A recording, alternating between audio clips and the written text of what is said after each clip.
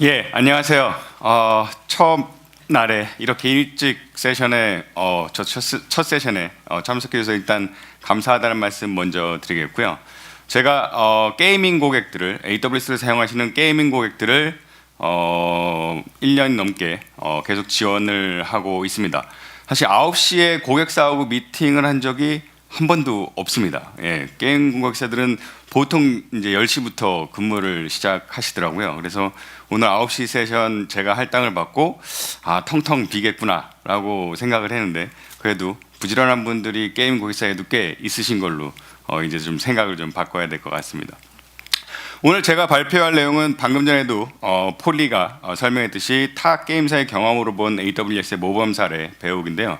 제목이 좀 선정적이긴 한데 한 방에 배울 수 있을지는 모르겠습니다. 근데 과거 제가 1년 동안 이제 고객들을 지원하면서 이제 제가 주로 지원한 것들은 고객들이 게임을 AWS 올리기 전에 어떤 식으로 구현을 하면 좋은지 이런 것들에 대해서 가이드를 드렸고요. 그다음에 이제 후반부에 진행하실 테크니컬 어카운트 매니저인 김지선 님이 게임을 AWS 운영할 때 발생하는 이슈들, 이벤트들에 대해서 어떻게 빠르게 대응하는지에 대해서 계속 1년 동안 고객들을 가이드를 했습니다. 그래서 이런 경험들 중에서 많은 고객들한테 쉐어를 했으면 좋을 것 같다는 것들을 저희들이 뽑았고요. 사실 굉장히 많은 아이템들을 준비하다가 어제부터는 뭘 했냐면 많이 뺐습니다. 20분 안에 하기에는 굉장히 많은 양이 들어가 있더라고요. 그래서 지금 이제 좀 축소된 버전으로 해서 준비를 했습니다. 그럼 진행을 한번 해보도록 하겠습니다. 발표 자료는 뭐 나중에 다운로드 받을 수 있기 때문에 굳이 뭐 사진을 안 찍으셔도 될 것 같고요. 그래서 오늘 제가 앞부분에서 진행될 부분은 이제 아키텍처, 구현되어 있어서 좀 알아야 될 부분들, 많은 고객사들이 자주 묻는 질문들이 어떤 것인가를 제가 정리를 했고요. 그다음 후반부에 운영상에서 고객들이 자주 묻던 질문들, 경험했던 것들을 공유하는 그런 시간을 갖도록 하겠습니다. 사실 이제 토픽들, 이제 특히 아키텍처 부분에서 토픽들을 보시면 굉장히 중구난방한 것을 보실 수 있을 것입니다. 그래서 서비스 하나하나마다 광범위하게 파고들지는 못할 거고요. 고객이 질문하는 내용에 대해서 좀 뎁스 있게 터치를 할 예정입니다. 아시겠지만 게임사들이 정말 중구난방으로 질문을 하고 그거에 답변하는데 저희 솔루션 아키텍트도 굉장히 좀 힘든 터프한 3D 잡인 것 같습니다.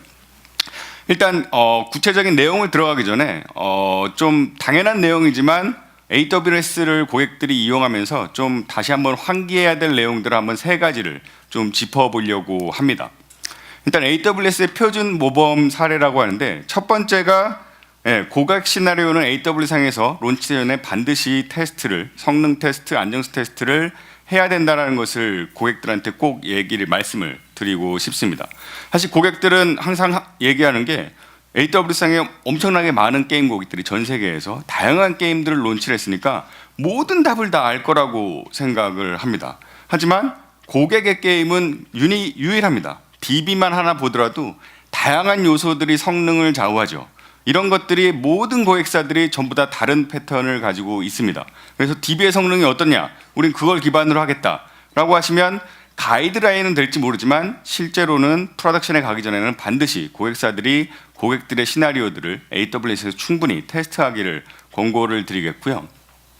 두 번째는 서비스 오픈 전에 장애 대응 테스트를 반드시 수행하기를 권고를 드립니다. 과거 1년 동안 회고를 해보면 한 몇 번 정도 있었습니다. 사실 고객이 간단한 장애 대응 테스트를 프로덕션에 가기 전에만 하셨어도 이벤트를 막을 수 있었는데 아주 간단한 사소한 문제로 게임 서비스가 중단이 되는 케이스들을 몇 번을 봤습니다. 그래서 반드시 게임을 프로덕션에 올리기 전에 장애 대응 테스트는 수행을 하셨으면 해야만 합니다. 그래서 지금 보시면 모든 것은 확률의 문제라고 하는데 우리 게임을 운에 맡길 수는 없죠. 사실 AWS가 온프레미스 대비 더 스테이블 하느냐 안 하느냐는 왈가왈부할 수 있습니다. 내가 정말 온프레미스의 산전수전 다 겪고 우리 인프라 팀의 비전으로 내려오는 그런 관리 기법을 다 알고 있어서 우리는 잘한다 그러면 뭐 AWS도 날 수도 있겠죠. 하지만 또 반대로 그렇지 않은 경우는 AWS가 훨씬 더 안정성이 높을 수가 있습니다. 모든 것은 죽는다라고 하면 좀 이상할 것 같아서 모든 것은 죽지 않는다라고 표현하는데 하여튼 모든 것들은 테스트를 기본적인 인스턴스 장애 같은 것들은 반드시 테스트를 하기를 권해드립니다. 그다음에 AWS 세션을 몇 번 들으셨으면 이 용어는 많이 익숙하실 수 있겠습니다. 공유 책임제도, 특히 이제 보안에 관련돼서 이 얘기가 많이 나옵니다. AWS가 인프라, 플랫폼 서비스를 제공하기 때문에 그거에 대한 보안은 우리가 확실히 책임지고 그 위에 어플리케이션 게임에 대한 보안은 고객이 책임져야 된다. 이게 이제 보안에서 주로 얘기를 하던 건데 사실 이게 보안에만 해당되는 것이 아닙니다. 운영할 때 이슈가 발생하면 저희들은 인프라 플랫폼 서비스로서 그 문제가 어떤 것인지 밝혀내고 원인 해결하는 데 지원을 하는 거고 고객은 인스턴스 내 또는 게임 서비스 내에서 어떤 이슈가 있는지 고객들이 해야 됩니다. 그래서 어떤 고객들은 AWS니까 문제가 발견하면 뭐 보지도 않고 그냥 AWS에 그냥 문의를 하는 경우들이 있습니다. 이제 그렇게 되면 굉장히 시간이 많이 지체가 되는 거죠. 사실 AWS는 고객의 인스턴스 내부에서 어떤 일이 발생하고 있는지를 전혀 알 수가 없습니다.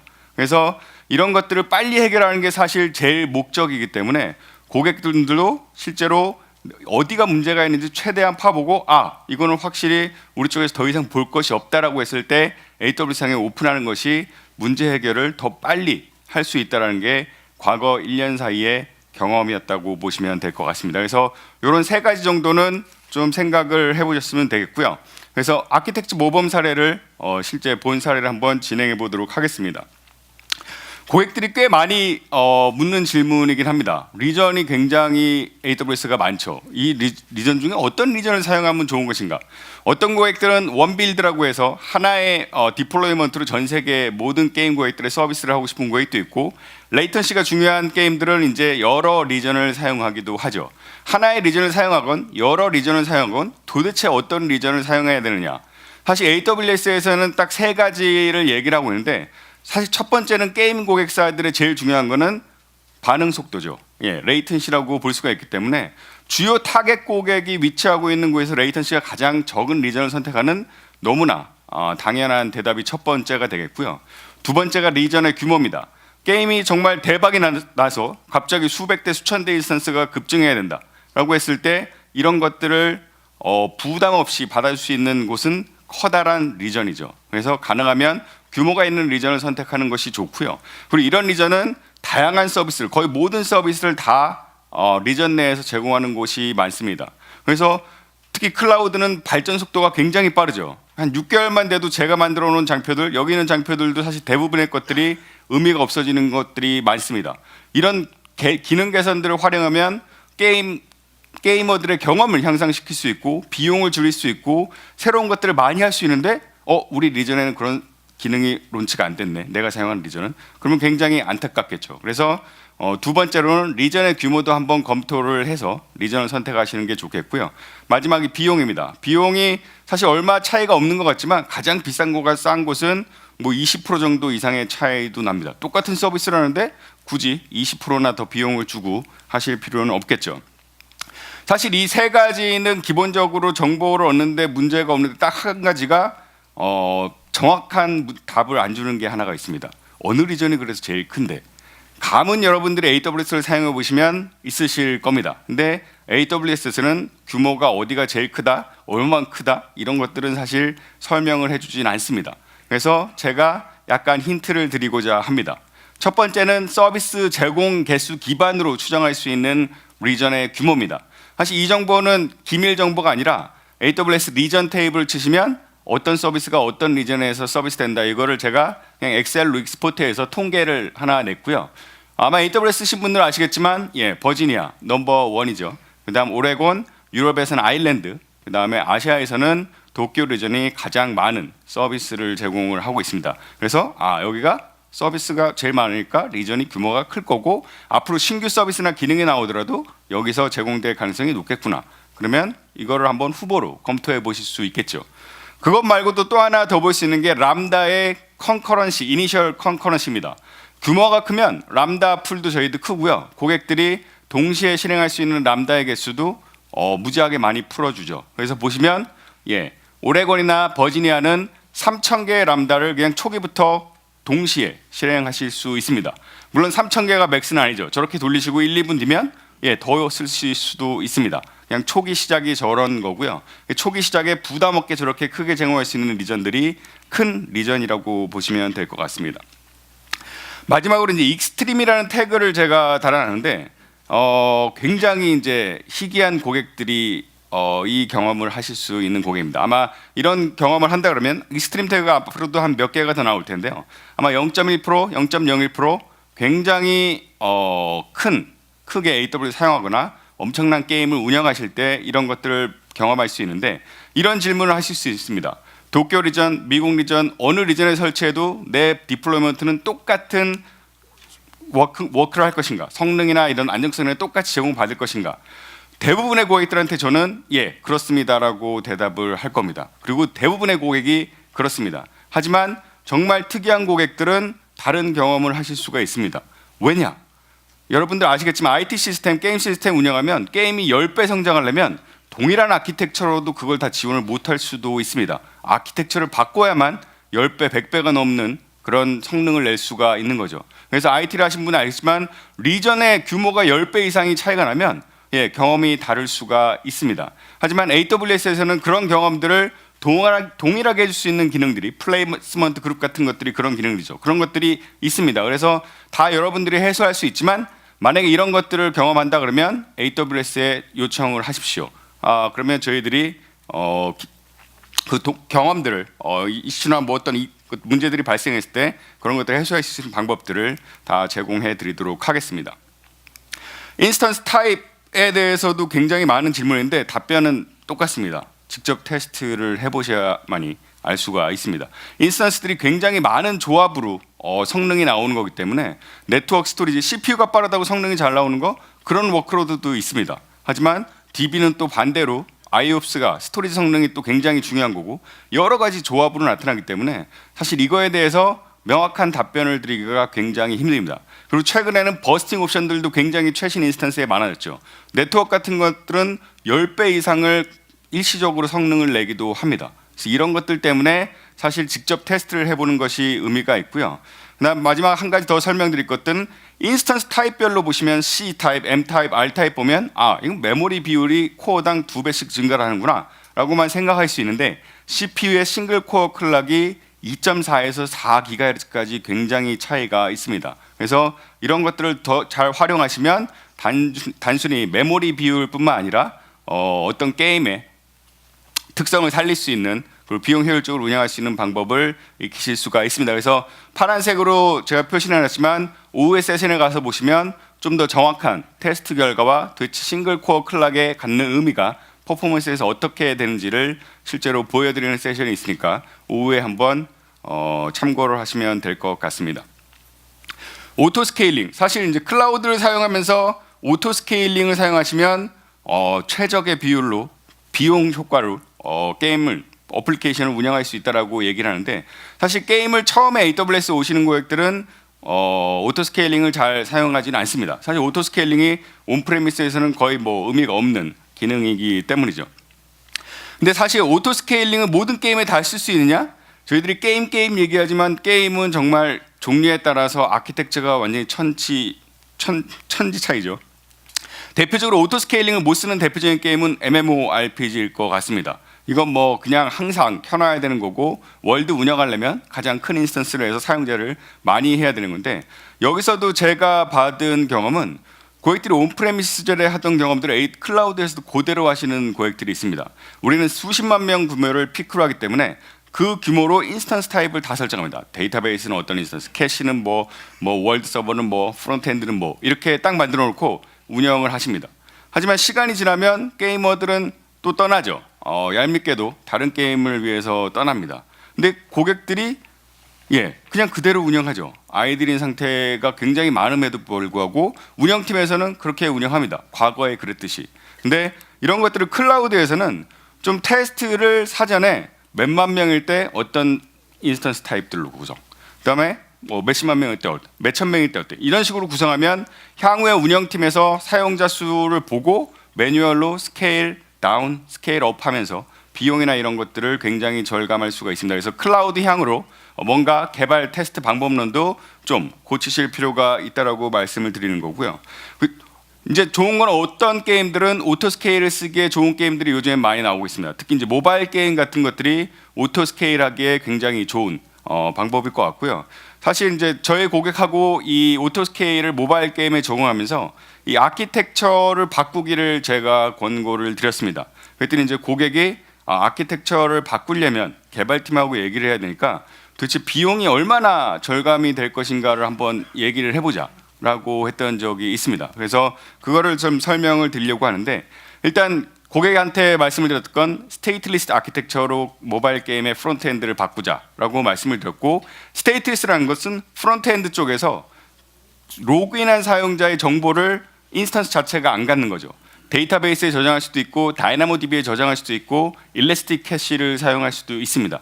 그래서 이 인스턴스가 그런 정보를 안 갖게 되면 사실 오토 스케일링도 좋지만 어떤 인스턴스가 문제가 생겼을 때 게이머들의 임팩트가 전혀 없는 부분들이 사실 스테이트리스 아키텍처의 최고 강점일 수 있을 것 같습니다.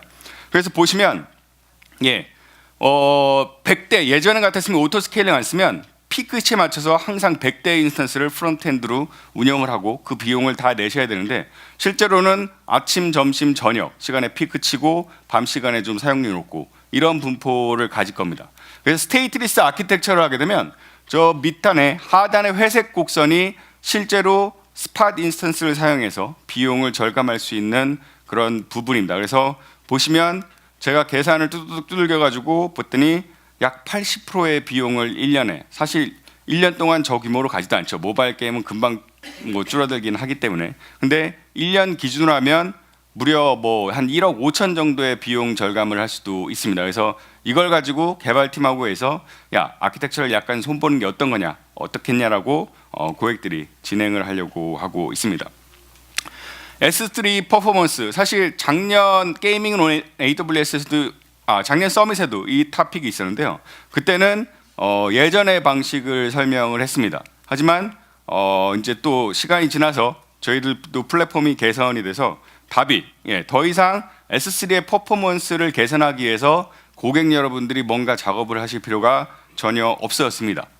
그래서 그냥 사용하시면 S3가 내부적으로 사용량에 따라서 파티션을 통합, 분할하면서 성능을 더 제공하거나 또는 줄이거나 이렇게 됩니다. 그래서 대부분의 고객은 그냥 S3의 자동 성능을 이용하시면 될 것 같고요. 근데 급격하게 퍼포먼스를 많이 필요한, 갑자기 요청이 많이 온다? 이러면 사실 S3가 스케일 아웃하는 데는 시간이 걸리기 때문에 이럴 때는 문제가 생길 수 있습니다. 그래서 사실 익스포넨셜 백오프를 하라고 하는데 사실 게임 고객들은 이런 거 다 장애로 보기 때문에 사실 쉽지는 않다라고 볼 수 있습니다. 단일 객체의 많은 요청은 반드시 클라우드 프론트를 사용하시면 될 것 같고요. 그래서 1시간 이내에 급격하게 요청이 많을 것 같다, 우리는 론치를 하거나 이벤트를 한다라고 했을 때는 저희 쪽에 요청을 하시면 그걸 백엔드에서 고르게 파티션을 분할해서 여러분들이 원하시는 성능을 제공할 수 있도록 제공합니다. 대규모 객체 관리인데요.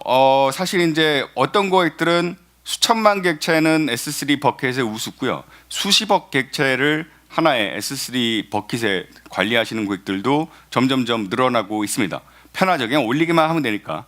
근데 사실 이 오브젝트 스토리지는 파일 시스템이라는 게 없습니다. 어떤 디렉토리 밑에 데이터 다 줘, 이런 것들을 할 수가 없죠. 무조건 모든 것들을 다 리스트해야 되는 그런 단점이 있습니다. 그럼 수십억 개를 리스트하려면 굉장히 힘들죠.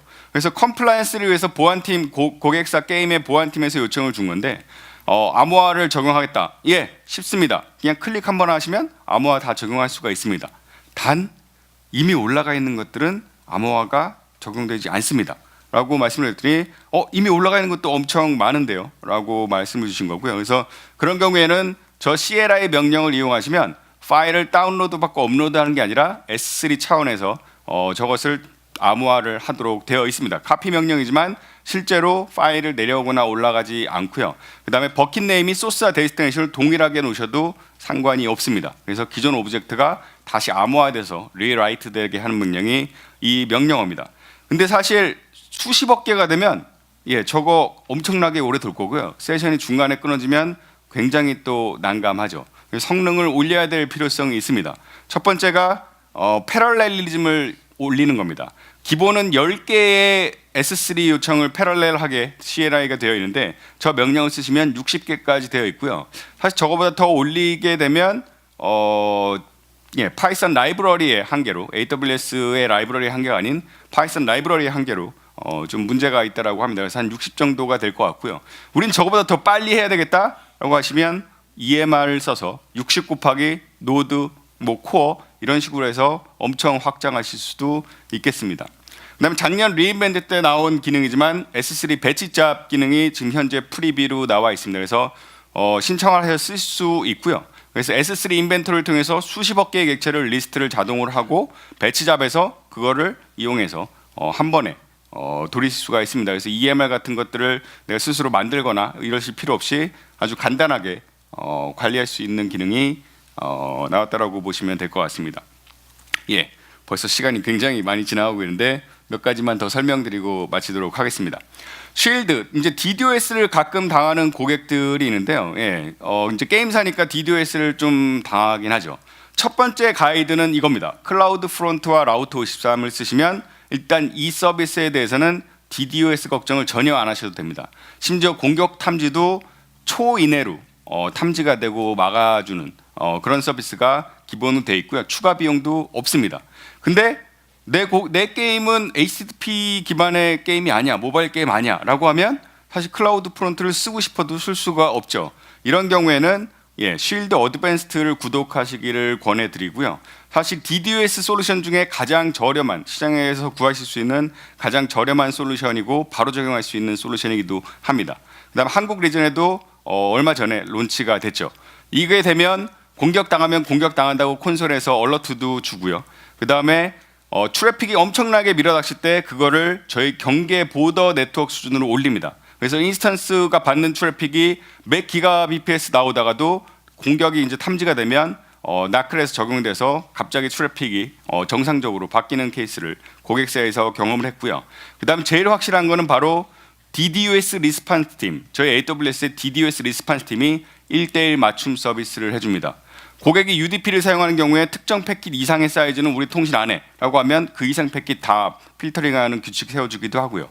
여러분들의 패킷에 시그니처를 심어놓으면 그 시그니처에 맞는 패킷만 통과하도록 개별화된 커스터마이즈된 규칙을 넣어줍니다. 그래서 DDoS로 고생하신다라고 하시면 쉴드 어드밴스드를 좀 고민을 하실 필요가 있겠고요.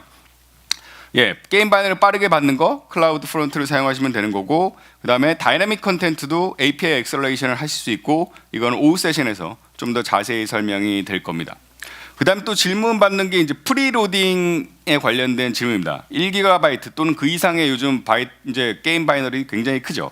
이것들을 해외에 있는 사용자들이 다운받을 때 도대체 얼마나 다운로드를 빠르게 받을 수 있는가? 이 첫 번째 롤을 보시면 1GB 파일을 버지니아에서 S3 한국에 있는 파일을 받아갈 때 40초가 넘게 걸립니다. 이제 2기가면 더블이 되겠죠. 그 다음에 엔드 마일리지는 레스트 마일은 고려하지 않았기 때문에 이거보다 훨씬 더 오래 걸립니다. 근데 한번 캐시가 되면 4분의 1 수준으로 떨어집니다. 그러면 프리로딩을 해야 될 것인가 말 것인가 약간 고민이 됩니다. 사실 30초 이후에 론치 30초 이후에 접근한 사용자들은 10분 안에 다운받게 될 거기 때문에 사실 프리로딩을 해야 될 것인가 말 것인가는 고민이 될 수가 있겠고요. 그 다음에 클라우드 프론트는 리저널 캐시를 지원을 하고 있습니다. 그래서 보시면 쿠알라룸푸르에서 다운로드를 받을 때는 없었습니다. 근데 홍콩, 마닐라 쪽에서 다운로드 받을 때는 한 번도 다운로드를 받은 적이 없는데 다 캐시가 이미 되어 있는 거에서 다운로드를 받습니다. 그래서 한번 리전에서 다운로드를 받게 되면 그걸 리전에 저장을 하고 있기 때문에 각각의 근처에 있는 엣지들은 빠르게 다운로드를 받으실 수가 있겠습니다. 근데 하여튼간 나는 그래도 저 40초, 1분 요거를 줄이기 위해서 프리로딩을 하고 싶다라고 하면 이거는 저희들이 기능을 제공하는 게 아니라 고객이 직접 클라우드 프론트에 팝에 접근해서 다운로드를 받으실 수가 있습니다. 그래서 이 빨간색 이름이 바로 저희들 엣지 이름이 되겠고요. 여러분의 디스트리뷰션 아이디에 요 로케이션을 지정하시면 바로 일반 사용자들이 받듯이 받고 이미 캐시가 되게끔 하실 수가 있죠. 문제는 저 이름을 어디서 발견하느냐는 건데 바로 클라우드 프론트 액세스 로그에 저 로케이션들이 있습니다. 그래서 우리는 게임 론치 전에 프리로딩을 하고 싶다라고 하면 액세스 로그에서 저 스트링을 갖다가 하시거나 또는 AWS의 AM이나 이런 사람들을 아신다면 그분한테 요청하시면 뭔가 자동화된 스크립트를 제공받으실 수도 있겠습니다. 그래서 이런 것들을 또 예전 고객들은 S3 트리거를 이용해서 S3의 오리진에 올리면 자동으로 람다가 실행되면서 팝에 프리로딩이 되도록 하는 그런 것들을 좀 했었습니다. 마지막으로 일래스틱 로드 밸런싱인데요. 항상 많이 나오던 얘기입니다. HTTP는 어플리케이션 로드 밸런서, 그 다음에 TCP 기반은 네트워크 로드 밸런스를 사용하라고 말씀을 드렸고요. 근데 이 모든 것들이 스케일 업, 아웃 이런 것들을 진행합니다. ALB든 NLB든. 근데 ALB는 그것들이 굉장히 작기 때문에 어떤 이벤트가 있을 땐 반드시 프리엄을 요청을 해야 될 거고요. 근데 이런 이벤트들이 되게 잦은 주기로 있다라고 하시면 차라리 네트워크 로드 밸런서도 HTTP에 사용하실 수가 있습니다. 그다음 최근에 SSL, 그 서티피케이트도 오프로딩도 NLB도 지원을 하고 있기 때문에 HTTP라고 해서 다 ALB를 쓰실 필요는 없습니다. 물론 이제 패스 기반 라우팅이나 이런 고급 기능을 쓰신다면 ALB를 쓰시는 게 맞지만 그냥 트래픽이 되게 높낮이가 많은 트래픽을 한다라고 하면 NLB도 충분히 답이 될 거고요. NLB는 수십 기가 bps를 그냥 사전에 프리엄 없이 다 처리를 할 수가 있습니다. 물론 스케일 아웃도 지원하는데 저는 딱 한 고객만 이 NLB의 스케일 아웃보다 더 빠르게 트래픽이 급증하는 고객을 작년에 한번 봤습니다. 그래서 만약에 그런 경우가 있다면 테스트를 해봐서 문제가 있다고 하시면 또 저희 쪽에 요청하시면 제한 없이 또 트래픽을 풀어드릴 수가 있을 것 같습니다. 그래서 앞서 설명드렸던 것들인데요. 저희 인스턴스 클라우드 하모니라는 웹사이트 가트너가 인수한 회사에서 보면 최근 한 달 동안 어떤 리즌의 인스턴스도 다 100%입니다. 그래서 계속 장애가 날 거라고 얘기를 하지만 실제로 안 나는 고객들이 훨씬 많긴 합니다. 근데 운에 맡길 수는 없죠. 그래서 가능하면 인스턴스의 장애 같은 것들이 영향을 받지 않도록 하시면 좋을 것 같고요. 그래서 제가 맡은 20분인데 27분이나 썼습니다. 그래서 저희 다음 분한테 굉장히 죄송하지만 좀 넘겨드리도록 하겠습니다. 감사합니다. 네, 안녕하세요. 저는 AWS 코리아에서 엔터프라이즈 서포트 팀의 테크니컬 어카운트 매니저로 근무하고 있는 김지선이라고 합니다. 조금 전에 이제 저희 이정훈 매니저님께서 AWS의 실제 게임 서비스를 구축하기에 다양한 팁과 그리고 웰 아키텍트를 소개해 주셨다면 저의 역할은 실제 이렇게 그 구축해 주신 게임 서비스가 AWS에서 올라오고 난 이후 운영 단계에서 만나실 수 있는 다양한 사례들을 소개를 해드릴 예정이고요. 소개해드리기에 앞서서 저의 역할을 소개를 해드리면 우선은 저희 팀은 저희 AWS에서 제공하고 있는 서포트 플랜 중에 가장 최상위 급인 엔터프라이즈 서포트를 선택하신 고객분들께 다양한 테크니컬 서포트를 제공을 해주고 있는 서포트 팀입니다. 그리고 제 역할은 그 고객들을 대상으로 고객의 이렇게 서비스에 이슈가 있을 경우 다양한 방법으로 테크니컬 지원을 해드리고 있습니다. 그러다 보니까 자연스럽게 제가 가장 많이 접하는 것은 고객분들께서 저희 그 서포트 센터를 통해 열어주신 케이스를 좀 들여다보게 되는데요. 오늘 소개해드릴 내용은 그 케이스 중에서 운영 단계에서만 만날 수 있는 어떻게 보면 기본이지만 누구도 먼저 알려주지 않는 그런 그 팁에 대해서 몇 가지 소개를 해드릴 예정입니다. 우선은 첫 번째는 비용입니다. 클라우드가 더 이상 온프레미스에 비해서 훨씬 이렇게 저렴한 비용으로 운영을 할 수 있다는 아니라는 걸 다들 알고 계시겠죠. 플레인으로 사용할 경우 오히려 비용에 대한 그 절감 효과를 보실 수 없는 것이 사실이고요. 그래서 AWS에서는 다양한 방법으로 실제 비용을 절감할 수 있는 프로그램을 제공을 해드리고 있고요. 그 중에 하나 가장 유용한 것이 리저브드 인스턴스, 예약 인스턴스의 RI라고 볼 수 있겠습니다. RI에 대해서 아주 간략하게 소개를 해드리면 RI는 그 휴대폰 약정이나 비슷한 프로그램인데요. 고객께서 미리 이렇게 오랫동안 사용하실 인스턴스를 먼저 어느 기간 동안 일정 기간 동안 사용하겠다라고 이렇게 예약으로 이렇게 약정을 진행을 해주시는 프로그램이 되겠습니다. 그렇게 될 경우 이제 자연스럽게 비용을 이렇게 최대 30% 이상까지 절감을 하실 수 있는데요. 말씀드린 것처럼 사실 이렇게 특정 기간 동안 사용해야 되는 제약이 있기 때문에 RI를 구매하실 때 굉장히 신중해지실 수밖에 없습니다. 그래서 고객분들께서 질문하시는 게 두 가지 정도인데요. RI는 어떻게 구매를 하나요? 한 번에 몇 개 이상을 구매를 할 수 있을까요? 그리고 두 번째는 RI를 구매할 때 고려해야 될 사항은 무엇일까요? 입니다. 그래서 일단 첫 번째 답변을 먼저 드리면요. 사실은 이렇게 구매에 대해서 저희는 제약이 없어요. 최소 뭐 10개 이상, 20개 이상 사야 된다 그런 것도 없고요. 이것은 오직 이렇게 고객분께서 고객의 이렇게 그 워크로드에 맞춰서 필요한 수량을 그때그때 산정하셔서 구매를 해주시면 되겠고요. 실제로도 이렇게 저희 RI를 잘 활용하시는 게임 고객사분들 중 한 분께서는 한 달에 한 대의 RI 인스턴스를 계속 주기적으로 구매를 하세요. 이것도 좋은 방법 중에 하나라고 할 수 있습니다. 그래서 답변은 정답은 없습니다. 예. 그만큼 이제 그 현재 사용하시는 이렇게 워크로드와 그리고 향후 사용해야 될 사용량 등을 예측을 하셔야 되는데요. 이 예측이 굉장히 어려워요. 복잡하고요. 그래서 이렇게 그 기존의 파트너사 혹은 엔터프라이즈 서포트를 활용하시는 분들께서는 저희 같은 템이 정기적으로 RI에 대한 최적 플랜을 만들어서 제공을 해드리는데요. 그렇지 않은 분들을 위해서 저희가 작년에 코스트 익스플로러에서 하나 좋은 기능을 추가하였습니다. 최근 사용량, 실제 사용량 분석을 통해서 RI 구매 권장사항을 자동으로 생성하고 제공해드리는 기능이 바로 이것이고요. 이것은 실제로 이렇게 저희 코스트 익스플로어에서 제공하는 RI 레코멘데이션 화면이 되겠습니다. 다양한 차트를 통해서 실제 특정 최근 사용하셨던 사용량을 기반으로 다양한 RI 이렇게 그 프로그램을 구매했을 때 어떤 절감 효과가 있는지에 대해서 상세하게 플랜을 제공을 해드리고 있습니다.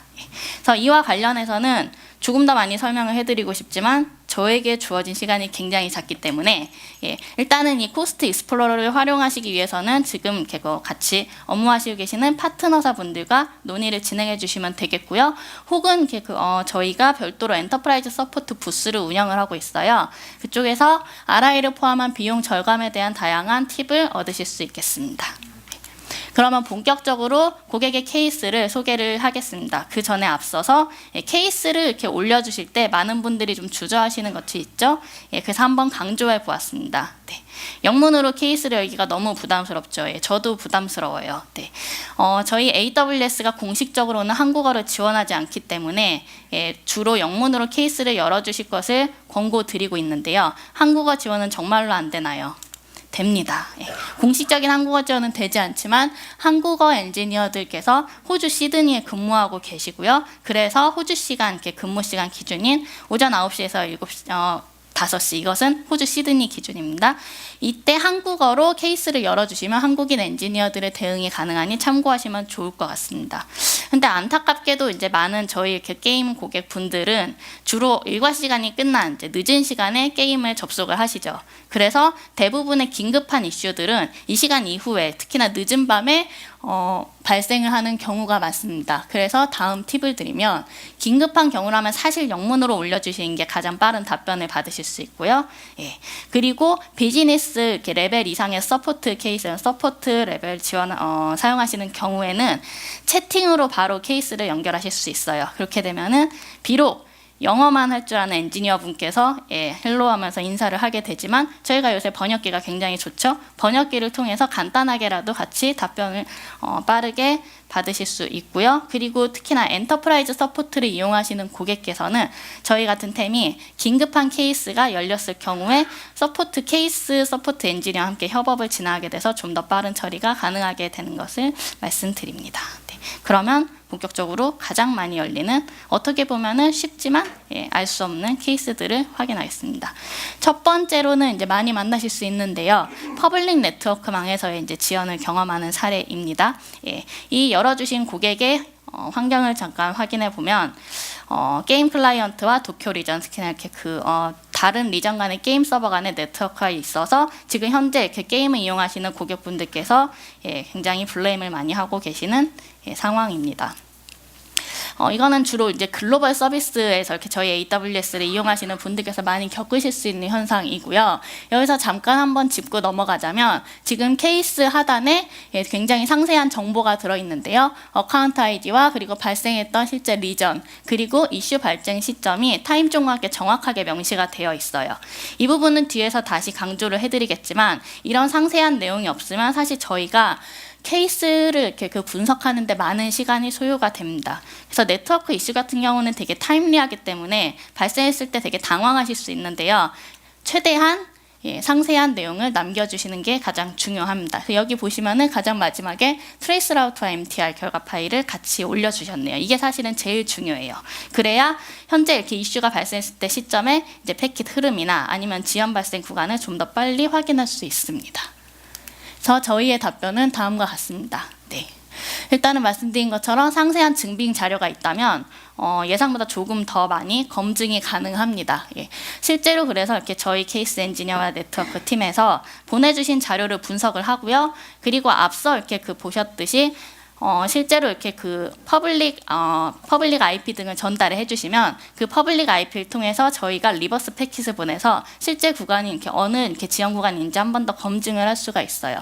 그리고 결과를 굉장히 상세하게 전달을 드리고요. 그 결과에 따라서 만약에 저희 AWS 백본망 사이에서 지연이 발생한다면 저희가 이제 도움을 드리고요. 그렇지 못한 경우에 퍼블릭 네트워크 사업자망 구간에서 이슈가 발생했을 경우에는 그 결과를 가지고 그 사업자분과 추가 커뮤니케이션 진행을 하실 수 있겠습니다. 두 번째 사례입니다. 이것도 이렇게 굉장히 많이 들어보신 사례일 거예요. 이게 항상 강조가 되고 있는데도 불구하고 꽤 많이 발생하는 이슈입니다. 그래서 여기에서는 보시면은 GitHub에 실제 유저키 정보가 모두 포함이 되어 있고 그게 탈취가 돼서 실제 피해까지 이어진 사례인데요. 이렇게 GitHub에서 GitHub 코드의 탈취가 가장 이렇게 많은 원인이 되고 있고요. 그 외에 또 이렇게 예기치 않게 내부 이렇게 보안 탈취로 인해서 원치 않은 피해를 입으신 경우도 많습니다.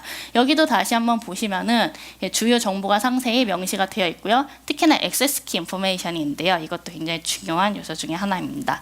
다시 말씀드리면 각 케이스의 사례에 따라서 적절한 상세 정보를 주셔야 저희가 분석이 가능합니다. 그래서 답변을 보시죠. 네. 유저키 같은 경우는 아까 이정원 솔루션즈 아키텍트님이 강조를 하신 것과 같이 저희의 책임 공유 모델에 포함이 되는 부분입니다. 네. 데이터와 시스템의 안전에 대한 책임은 저희 AWS 고객이 함께 노력을 해야 되고요. 특히나 이와 같은 인스턴스 안에 담겨져 있는 주요 정보의 경우에는 안타깝지만 고객께서 항상 이렇게 보안을 유지를 해주셔야 될 책임이 있습니다.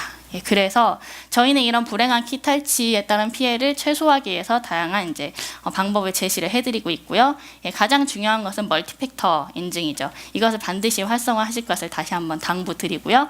그리고 GitHub이나 코드에 바로 이렇게 플레인 코드에 키 정보를 노출하지 마시고요.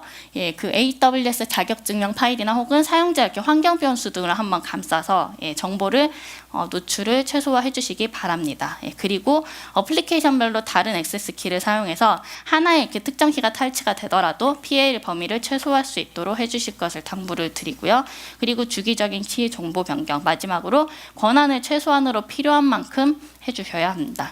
사실은 이렇게 AWS의 이렇게 시스템을 운영하시다 보면 굉장히 많은 이렇게 유저 계정과 그리고 시큐리티 그룹을 관리를 하시게 돼요. 그러다 보면은 실제 이런 이렇게 권한을 이렇게 부여하거나 좀 꼼꼼하게 관리를 하는 게 소홀해지실 수 있고 사실은 불편합니다. 하지만 보안 같은 경우에는 제가 관리를 이렇게 철저히 하는 만큼 견고하게 지켜진다는 것을 다시 한번 당부를 드리겠습니다. 이것도 굉장히 많이 겪으시는 일이죠. 잘 돌아가고 있던 인스턴스가 어느 날 갑자기 재시작이 됐어요. 그래서 장애가 났죠. 그래서 확인을 해보니 언더라잉 하드웨어 페일리어라는 에러 메시지가 떠 있습니다. 처음에 보면은 이게 도대체 뭐 하는 건지 해서 일단 서포트 케이스를 열어주시는데요. 저희의 공식 답변은 다음과 같습니다. 네. 일단은 저희는 이렇게 쉐어드 클라우드 시스템 자체가 쉐어드 이렇게 리소스이기 때문에 언제든 예기치 않은 이렇게 인스턴스 이렇게 혹은 이렇게 호스트 하드웨어 레벨에서 문제를 만나실 수 있어요. 이것을 방지하기 위해서 저희는 굉장히 많은 노력을 하고 있고요. 오래된 인스턴스 노후화된 장비 교체 혹은 이렇게 하드웨어나 소프트웨어 레벨의 업데이트를 주기적으로 실행을 하고 있고요. 실행을 할 때 항상 저희가 메인터넌스 알람을 통해서 고객분들께 미리 노티를 드리고 있습니다. 그럼에도 함에도 불구하고 이런 문제를 만나실 수 있고요.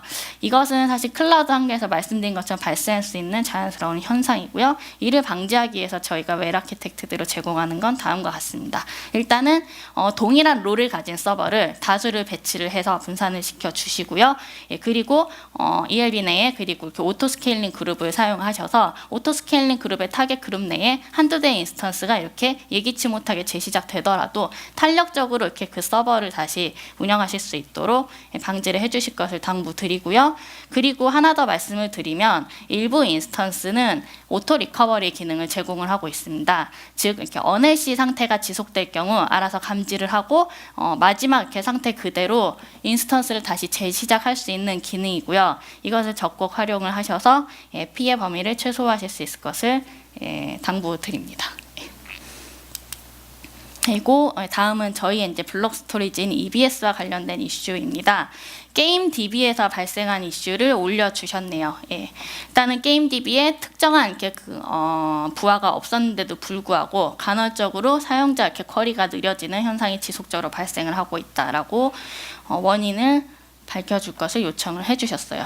특징이라면 EBS 최적화 타입인 알포에이딕스 라지를 사용을 하고 계시고 모든 데이터베이스 로그 파일과 데이터 파일을 모두 EBS에 저장하고 계신다고 하셨습니다.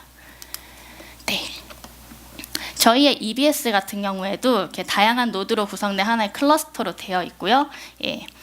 그리고 그 클러스터 내의 노드가 노드 간에 서로 이렇게 데이터를 보호하기 위해서 별도로 이렇게 계속 이렇게 싱크를 하고 있습니다. 그러다가 간헐적으로 이렇게 노드 하나에 이제 하드웨어적인 문제가 발생할 수 있고요. 그럴 때에 이렇게 데이터 싱크가 갑자기 이렇게 많은 양이 발생할 수 있는데 이때 간헐적으로 순단을 경험하실 수가 있습니다. 그래서 일단은 연속성을 가진 쓰기 읽기 패턴을 가진 민감한 서비스, 특히나 이렇게 앞서 올려주셨던 DB 같은 경우에는 로그 파일에 해당할 수 있는데요. 이런 경우에는 일시적인 순단이 바로 이렇게 데이터베이스 장애로까지 이어질 수 있기 때문에 이런 경우에는 EBS보다는 NVMe 좀 더 이렇게 그 반응성이 빠른 NVMe 타입의 로컬 인스턴스 스토리지에 저장을 하실 것을 권고를 드리고요. 그리고 하나 더 말씀드리면 EBS와 인스턴스 간 처리량은 인스턴스 타입별로 다양합니다. 그래서 원하시는 서비스 워크로드에 맞는 IOPS를 보장하는 인스턴스 타입을 선택을 하시는 게 매우 중요하고요. 그리고 좀 더 안정적인 IOPS 확보를 위해서는 프로비저닝드 IOPS 타입을 선택을 하시는 것도 좋은 방법이 되겠습니다. 지금 40분이 넘었네요. 마지막으로 하나 이렇게 더 소개를 해드리겠습니다. EC2 간 네트워킹 관련으로 굉장히 제너럴한 이렇게 퀘스천을 주셨는데요.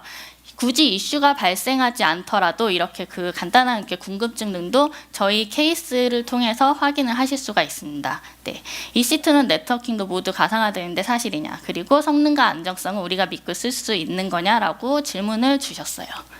답변입니다. EC2 네트워킹 역시 아까 전에 EBS와 마찬가지로 굉장히 다양한 노드로 구성이 되어 있고요. 그리고 굉장히 안전하고 견고합니다. 네. 그렇지만 간헐적인 이렇게 네트워크 지연이 아주 드물게 발생할 수 있고요. 이것을 방지하기 위해서 특히나 이렇게 게임 서버처럼 이렇게 하나의 세션이 이렇게 오랫동안 연속성을 가지고 있는 경우에는 반드시 재연결 로직 구현을 포함을 해주실 것을 당부드립니다. 그리고 하나 더 추가를 해드리면 향상된 네트워크 기능이라고 ENA를 제공하는 특정 그 인스턴스 타입들이 있어요.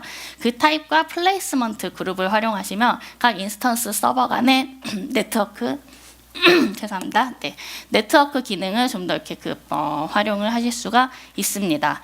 ENA 타입의 인스턴스를 사용하실 때 하나 당부드리고 싶은 점은 ENA 드라이버 버전을 가장 최신으로 유지를 해주셔야 된다고 권고를 드리고요. 예전에는 이렇게 각자 확인을 하셨어야 되는데 최근에 트러스티드 어드바이저 모니터링에서 ENA 드라이버 이렇게 버전을 체크를 해주고 있어요. 그래서 이 트러스티드 어드바이저를 통해서 드라이버 버전을 항상 확인을 해주시고 최신 상태로 유지해 주실 것을 권고드립니다. 네. 그래서 서포트 케이스 같은 경우는 이제 좀 준비한 것이 많은데 시간 관계상 굉장히 짧게 소개를 드렸고요. 좀 더 이렇게 추가적으로 다양한 사례와 깊은 내용을 확인하시고 싶으시면 저희 게이밍의 오후 세션이 좀 준비되어 있습니다. 이 세션을 통해서 확인하시면 되겠습니다. 네, 그래서 오전 세션에서 저희가 준비한 것은 여기까지이고요. 오전에 이렇게 이른 시간에 많이 와주시고 경청해 주셔서 다시 한번 감사드립니다. 그리고 저희가 이렇게 그 오늘이랑 내일까지 이렇게 그 세션이 되게 10시에 진행된 키노트를 포함해서 세션이 굉장히 많이 준비되어 있는데요. 모쪼록 원하시는 답변과 많은 인사이트를 얻고 가시기를 바라겠습니다. 감사합니다.